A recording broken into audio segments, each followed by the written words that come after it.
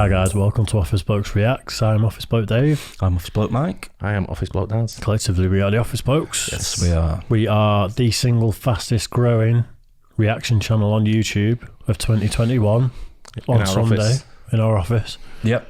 It's true. Definitely. It was true months ago and it's still true now.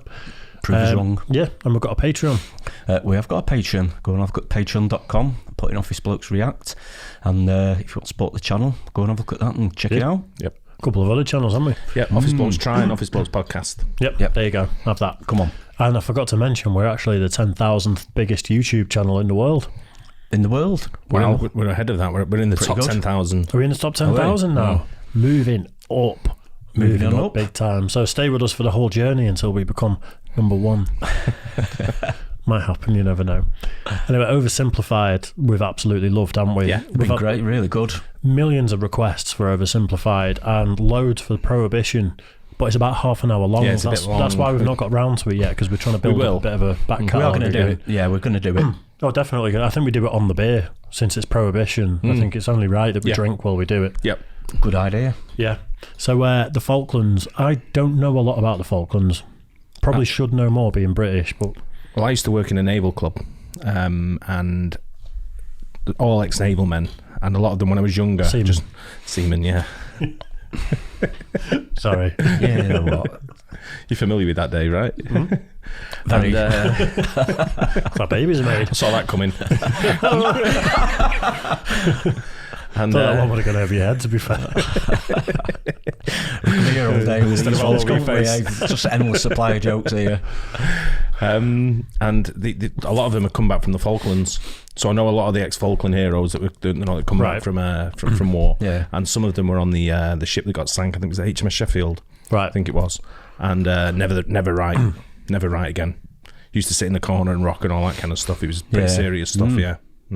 Well, any war really is horrific for the people involved. The boots on the ground and stuff. All sides as well. You know, it's not a good thing, is it, at all? No, but I with it being in recent history and a big part of our history, I was never taught about the Falklands in school. Because it kind of happened. Okay. You weren't taught about it. It happened when I was at school.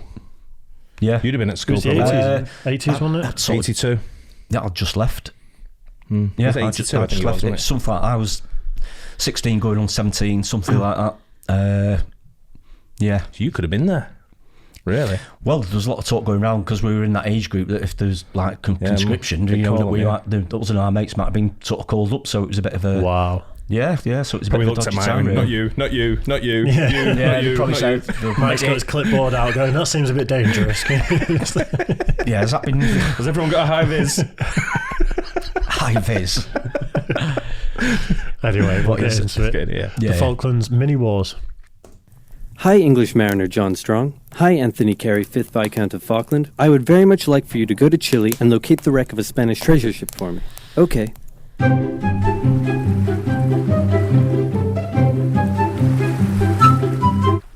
Hey, I found some islands.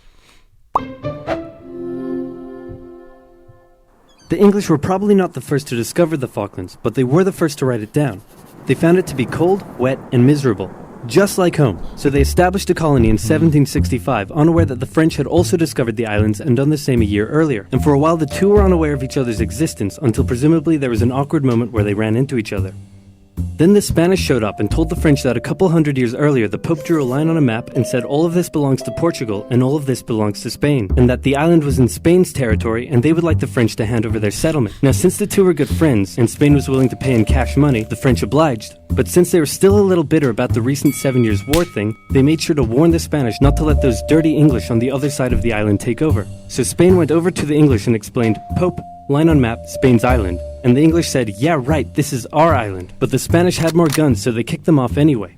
But then England threatened to go to war. So Spain went to their friends in France and said, hey, it looks like stuff is about to go down. You in on this? And the French Minister of War said, yeah, and we'll launch a full-scale invasion of England and party like it's 1066. But then King Louis XV said, 1, you're insane, and 2, you're fired. Sorry, Spain, we're not ready for a war right now. And 3, you would have just given up when you got here and gone back home, so... More than likely. So Spain had to give the English their settlement back, saying it's still our island, and the English said, no, it's our island. Then some colonists in North America got a bit rowdy, so the English had to leave their settlement to go focus on that, but they left behind a plaque that said this is totally still our island. So the island was in Spanish hands, but then a French guy, no, not that one, turned on the Spanish, took over most of the country, and captured King Ferdinand VII. And in response, the Spanish colonies in South America started vying for independence. So Spain had a little bit on its hands and also had to leave the islands.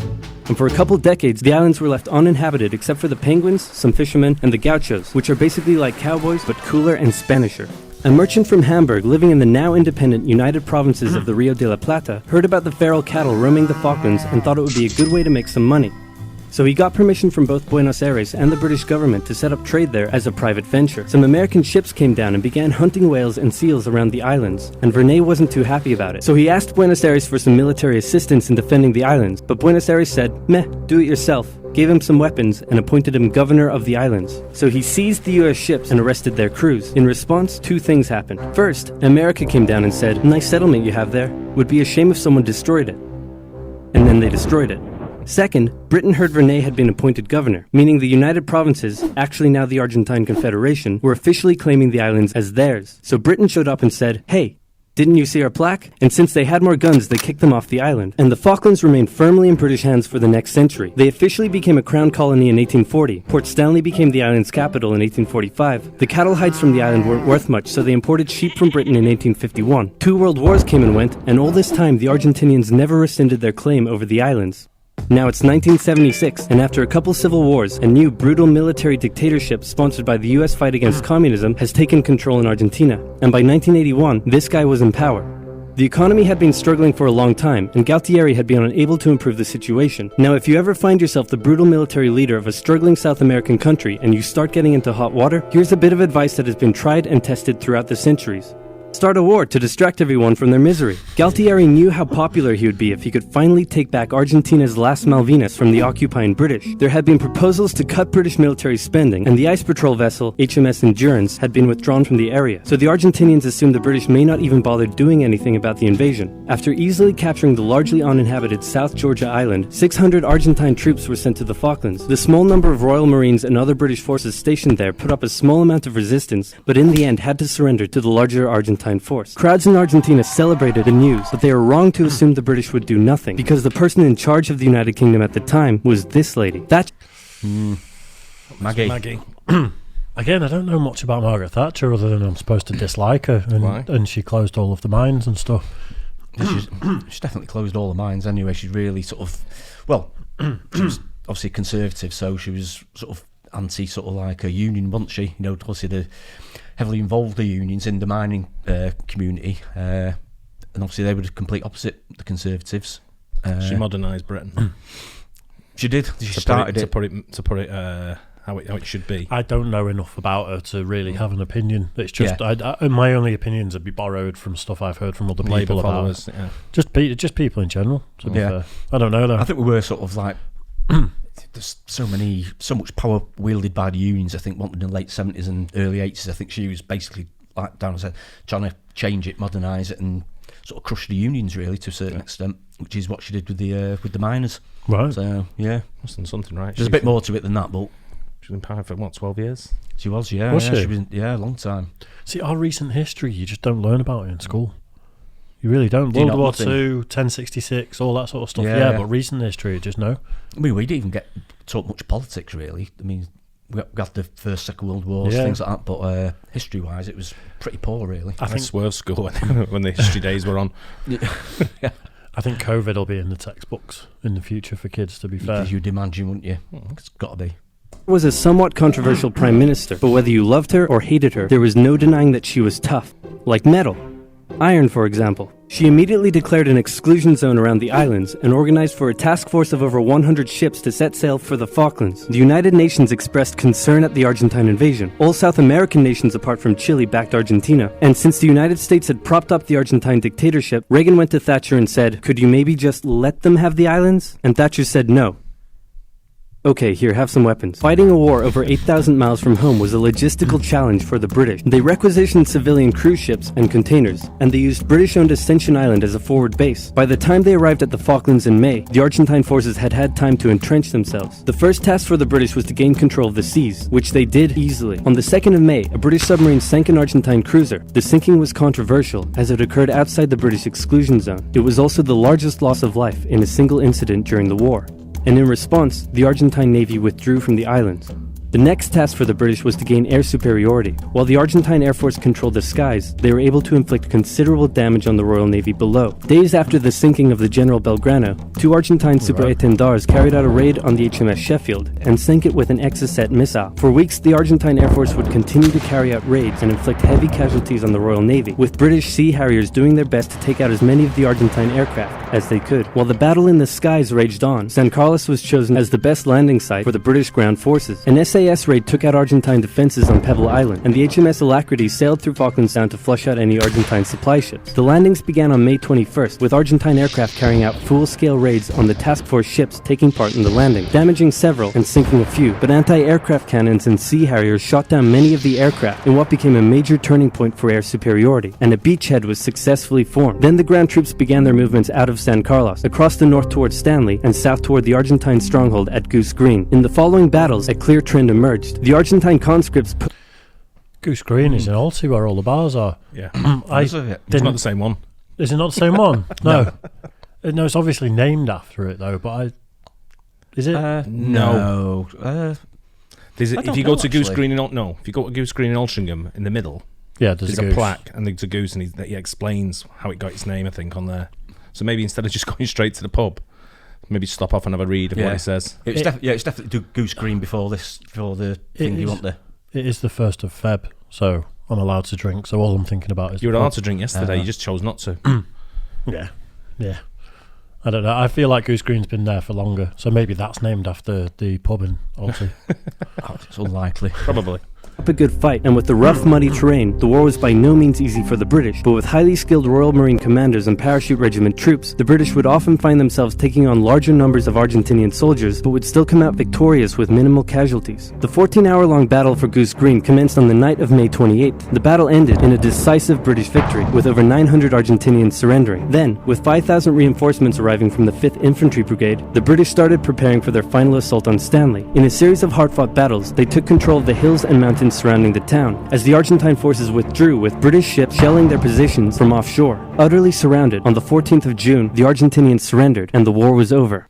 The 2-month-long war claimed hundreds of lives, and left the islands strewn with minefields that still pose a problem to this day. Argentina still claims the islands, but in 2013 a referendum was held, and the islanders voted 99.8% in favor of remaining Wow. British. Plus, oil was just found near the island. LOL. See what he said. LOL. I didn't see that. Was it there? Is a problem to this day. Argentina still claims the islands, but in 2013 a referendum was held, and the islanders voted 99.8% in favor of remaining British. Oh, Plus, yeah. oil was just found near the islands, so the British probably aren't going to give them up anytime Oh, we soon. just found oil. Sweet. Never knew anything about that. You didn't know about the oil? No. No. That was really interesting, and I didn't know how much of a legit war it actually was.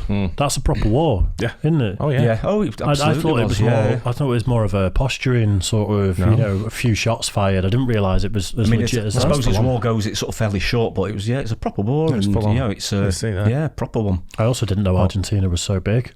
They showed it on the map. I thought it was like that place, big. isn't it? Yeah, I've been but to Argentina. I wasn't sure how welcome it'd be, being British and all that kind of stuff, because it is still a touchy subject when you Is talk it? to people in Argentina. definitely. Yeah. But I'll tell you what, when I went to Argentina, I loved it. Yeah, Is it I'm good, actually yeah? going. I'm going again when all this comes out on the trip to America. yeah. We're actually going to take in South America there. as well. Oh, and right, do Brazil and Argentina. You just put Good on a stuff. Dutch accent while you're there. Nah, that's fine.